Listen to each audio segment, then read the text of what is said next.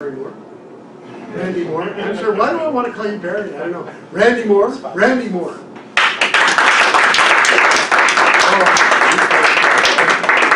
I normally more organized. Toastmaster, fellow Toastmasters, and most welcome guests. You as Toastmasters, do you realize that you have enemies? You, as a Toastmaster, have enemies, but you also have allies, and I want to talk about some of them today. The first enemy I want to talk about is insecurity. He's loud, he's abrasive, he's brash, and he's kind of a jerk. And he sounds like this. How dare you think you can get up to the lectern and give a speech? The last time you gave a speech, you were horrible. You'll never be as good as a Wayne Coon, or a Neil Dunsmore, or a Roger Caesar. You'll never be as good as them. You suck. You make me feel, you disgust me, and I hate you. I hate you. Isn't that what he sounds like in our heads? Right? And he'll knock you down, and he'll make you feel bad. And he is one of our biggest enemies as public speakers. Now he has an evil twin sister. And she's not as loud and as abrasive as he is, but she's just as evil. And her name is Discouragement. And she sounds like this. Toastmaster, what are you doing? You don't need to be a public speaker. You don't have any business doing that kind of stuff. You're an introvert, darling. You're not an extrovert. That's for those extroverts. They're born to be public speakers. You weren't born to be a public speaker. It's not worth your hassle. You could just stay home on a Wednesday morning and sleep in. It's snowing outside. You don't need to be there. That's silly talk. You don't need to do that. Stop doing this. It's ridiculous. Isn't that what she sounds like? Discouragement talks to us in our head and just reminds us of how we're not good enough we are, and it helps us come up with excuses as to why we shouldn't be into public speaking. We need to recognize the sound of their voice. So when they speak to us, we can hear that and say, that's not the best me. That's a different me. That's a me I don't want to hear. Now, as Toastmasters, we also have some allies. Now, the first ally I want to talk about, he's also kind of loud. He's a bit abrasive, but he's clear, he cares about you, and he wants the best for you. And he kind of sounds like this. His name is Practice. Drill Sergeant Practice. Toastmaster! You don't think you can get up to the lectern and do a good speech without practicing, do you? No, of course not. That's silly talk. You need to practice. Practice, practice, and more practice. I guarantee you, soldier, if you practice your speech 10 to 30 times, you will do a good job and you will succeed. I believe in you. I know you can do it if you just practice enough. He's loud, right? He's loud and clear. No one likes to practice. We don't like him. You ever find yourself getting nervous to be in front of the camera, or nervous to talk to yourself in the mirror because it just makes you feel awkward? But practice is what helps us break through that. We need to break through. And have you ever thought maybe you don't practice because you think you won't be as authentic? Well, here's a little tip. I found the more that I practice, the more authentic I actually am, because I'm able to shed off the insecurities and things that weigh me down. Where practice frees you to be the public speaker you can be. Now, there's another ally that we have in this battle to become good public speakers.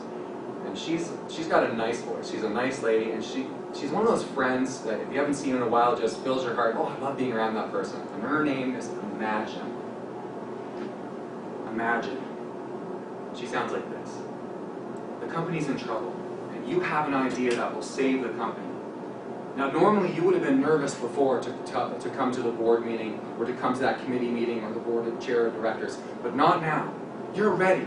You're ready to give that presentation, go to the PowerPoint, give your presentation, show that your idea is going to work, because you put in the time and the effort, and you know it's going to work, and you do it. You get up there, you give that presentation, and it works, and they accept your idea, because you were prepared, you were ready. You did it. Imagine what that could have been like. Now imagine a sadder time, a time that when your parents sucks, the one you love the most. Let's say, but it is the sad time, and You know, you've been asked to give the eulogy. Now before, you would have shuffled it off. You would have said, you know what, I'm going to pass it off, and let's have my older brother or younger sister, someone who's better. Let's have them. They're a good public speaker, but not this time. This time you're ready. You feel prepared. You know you can do it because you put the time and effort into becoming a good public speaker at Toastmasters. And you're able to give the gift of a good eulogy as you pour out your heart, telling everyone how loving and how amazing of a parent they were. You were able to do that because you put in the time and the effort. That's what Imagine does. You know, if you think about it, that's what Imagine sounds like. And if you think about it, who's the one who got you into Toastmasters in the first place, right? Imagine knocked on your door, and she said, come on out to Toastmasters. You can do it. You can be a good public speaker. You can do it. And or maybe you're jogging and you were thinking about it. You know, the endorphins go through and you're thinking and you're imagining all the possibilities that could happen by being the best you can be. Now our enemies have a secret weapon. And that weapon is embarrassment. Insecurity and discouragement know that if they can get you down, if they can make you feel embarrassed, you will not come back up to the lectern and do public speaking. It might take years and decades before you get back up again. Because it's like a nuclear weapon to the soul. Embarrassment is one of those horrible weapons. But remember, you have allies. You have that ally of practice that can help shed the insecurity and the discouragement. And they have a secret weapon as well. It's hope. They can put hope in your soul to realize what you can possibly do. And to paraphrase Spencer Johnson in his book, Who Moved My Cheese?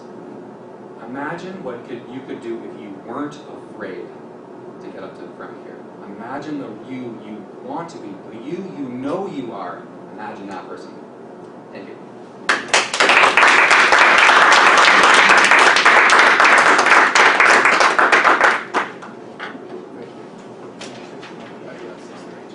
Okay, I'm going to get our Chief Judge / Sergeant at Arms to escort our contestants from the room.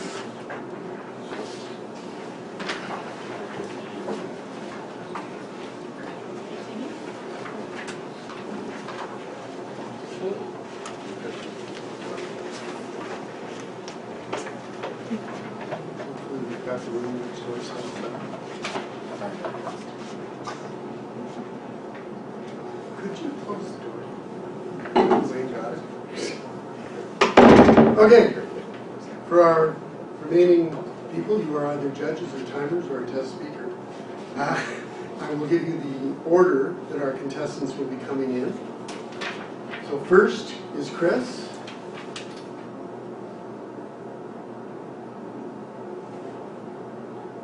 Second will be Heather. Our third evaluator will be Melanie.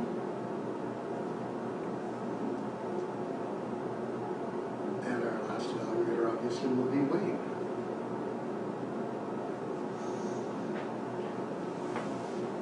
Now with that, I'm going to invite Randy to come back to the front of the room while I call him by his right name. Randy, let's give him a round of applause.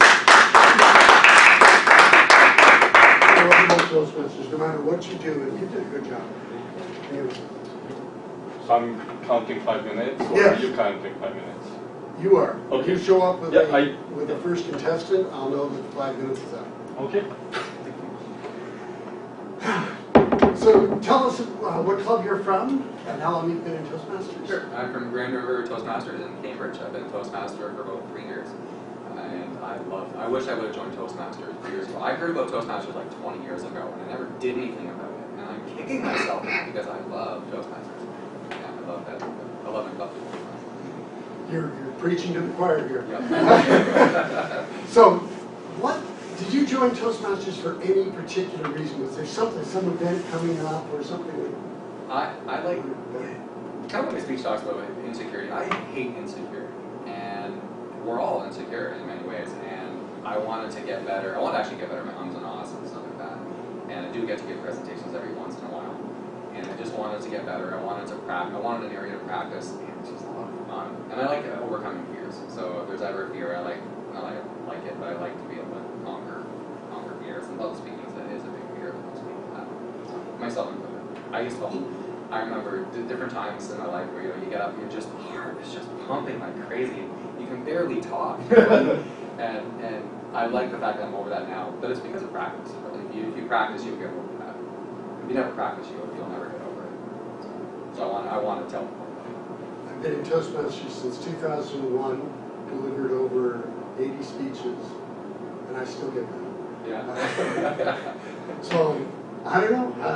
How did you pull that off? You know what I get? I don't get that as much anymore, but what I do get is my mind sometimes goes blank and I'm like, crap, what was I going to say? Like, there's parts of my speech I totally forget, but I'm the kind of person who, like, a lot of times, if I don't, normally I almost always have notes.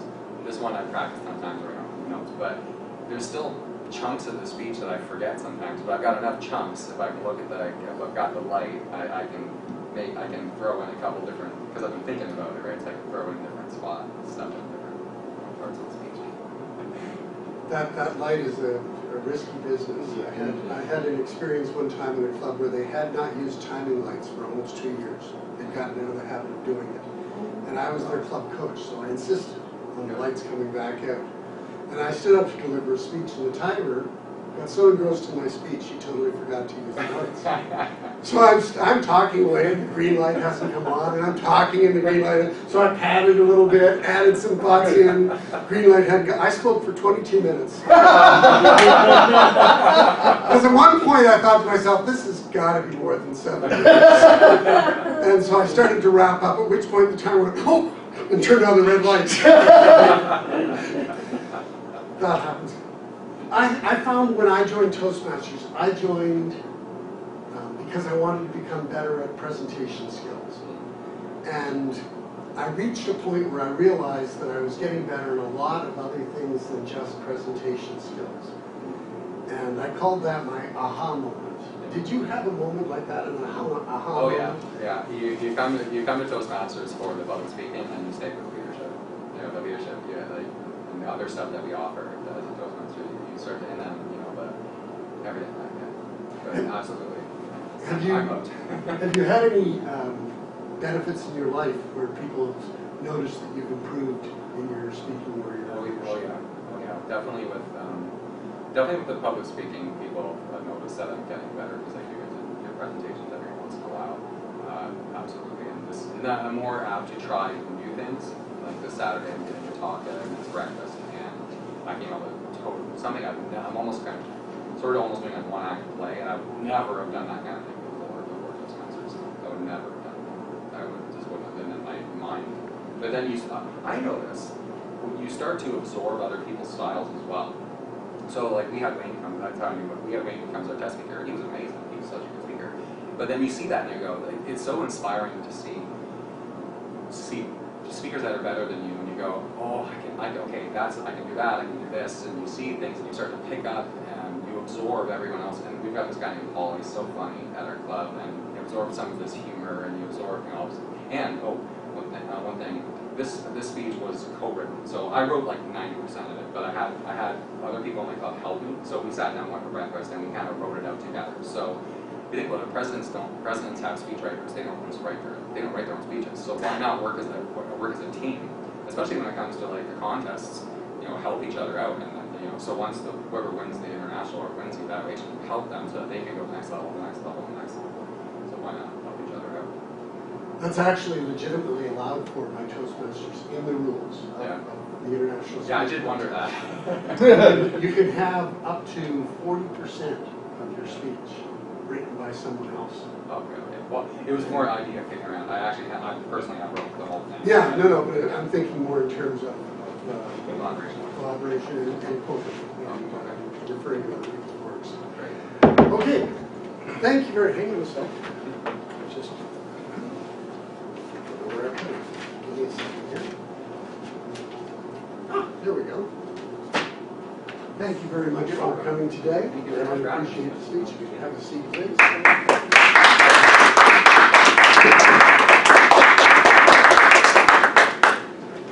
Can you help me in welcome?